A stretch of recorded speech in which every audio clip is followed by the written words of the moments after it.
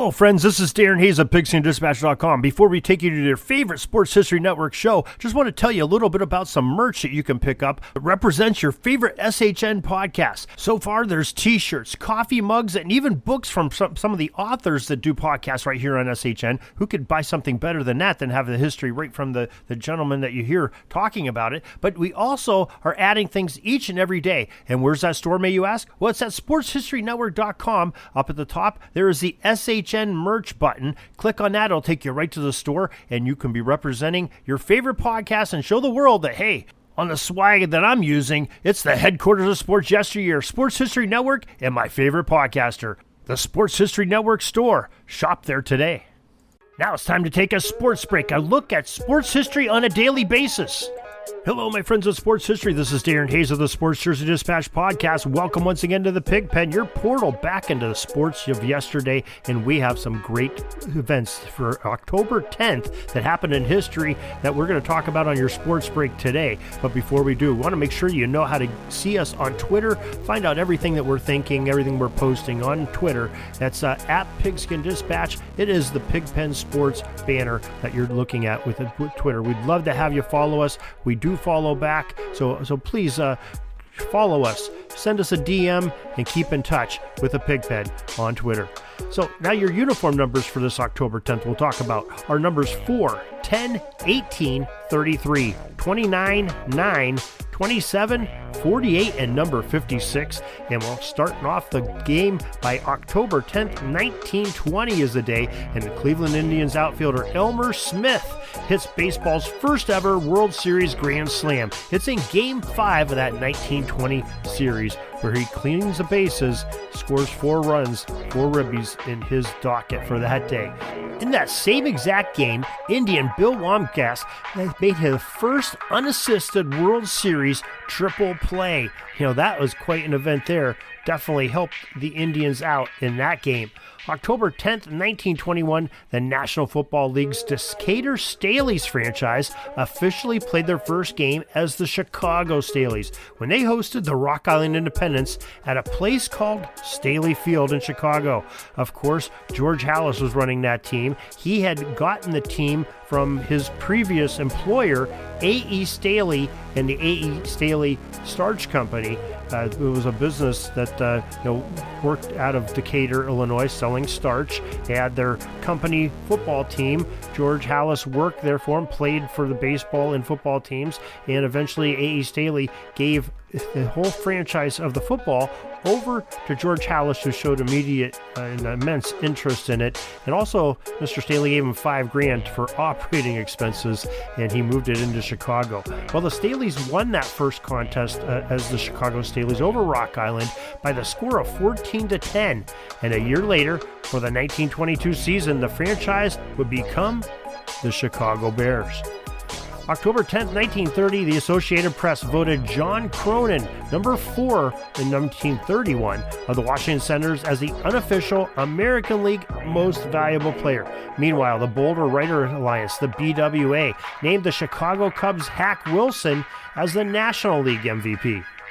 October 10th, 1951, at the World Series, the two-time defending champion New York Yankees defeated the New York Giants 4-3 at Yankee Stadium for a 4-2 series victory. Most valuable player in that series was Yankee shortstop number 10, Phil Rizzuto. October 10th, 1956, in the World Series clincher, the Yankees, behind number 8 Yogi Berra's 2 home runs, beat the Brooklyn Dodgers 9-0 in Game 7 at Ebbets Field. Most valuable player, Yankees pitcher number 18, Don Larson.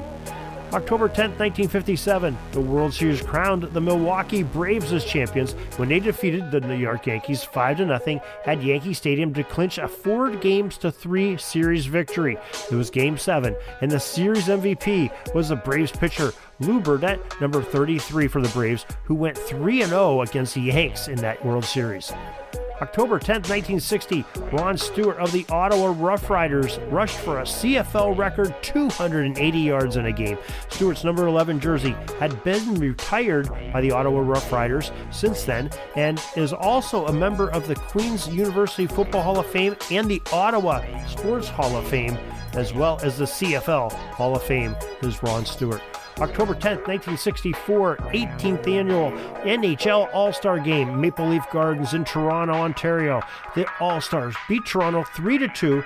Jean Bellevue and the center for Montreal won the MVP award for that game.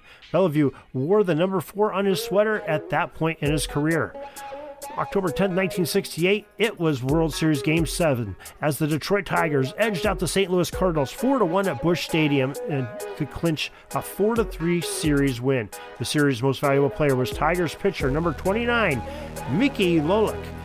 October 10th, 1979, the Quebec Nordiques of the NHL, number 9, Real Colote, who was set an NHL record of a hat trick in his very first league game. The feat was matched in 2016 by Toronto's Austin Matthews, among others who have done it over history. October 10th, 1987, the Hartford center, number 27, Doug Jarvis, ends his career having played an NHL record 964 consecutive games as the Whalers lost 6-2 to the New York Rangers. October 10th, 1993, Cleveland Browns defensive back Najee Mustafa, number 48, set a franchise record for the longest interception when he picked off a pass and raced 97 yards to pay dirt. October 10th, 1994, the New York Football Giants retired one of their greatest players ever, Lawrence Taylor, and his number 56 jersey from being in further use on the Giants football field. And that is your sports break for this October 10th. Your sports history revealed along with the uniform numbers and the great players that wore them. If you want to find more on sports history, go see my friends at the sportshistorynetwork.com.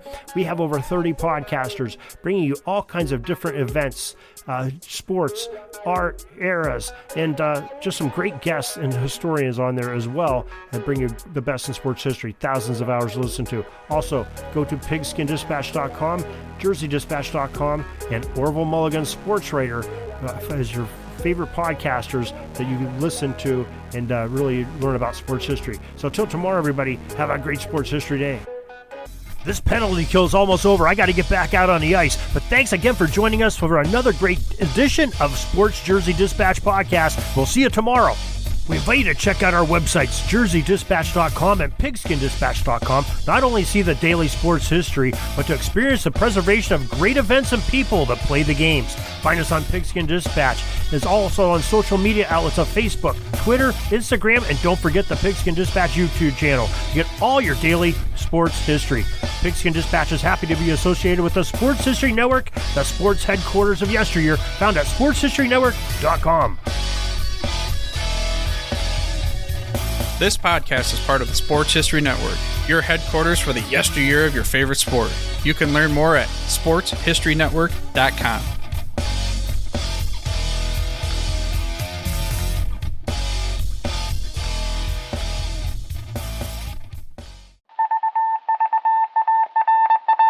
It was just another ordinary day in the offices of the Pittsburgh Guardian newspaper circa 1924.